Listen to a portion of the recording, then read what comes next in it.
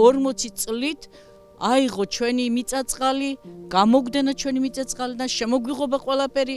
მე სოფელში ერთი ხე რომ მოვჭრე, ნებართვა უნდა ავიღო, მთელი დღე გაანადგურა. რატო არ აგო პასუხი დაცული ტერიტორიების წინაშე ამ კაცმა?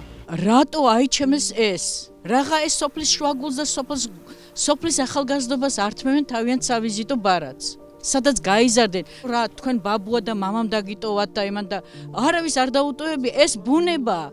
ეს ბუნებამ გვაჩუქვა ჩვენ და ამისი პატრონი რადგან ბაბუა და ბებია მოუარათ. რამდენი სოფელია დაცარიელებული. ხო ვიცით არა?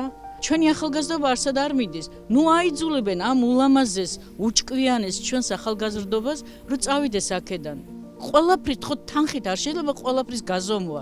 საქართველო ქართველებისთვის უნდა იყოს, ხალხისთვის უნდა იყოს, ხო? მოვიდეს, იყოს, იაროს ის, მაგრამ ჩვენი სოფელი ჩვენ დაგვანებონ. დღეს იცით რა მე როგორი შეგრძნება, აი ეს ჩვენ თუ დღეს დავთმეთ, ანალოგური ერის ყველა კუთხეს, იმიტომ იმდენი მიწა გაყიდული, იმდენი სილამაზეა გაყიდული, დედები ვზივართ აქ ჩვენ.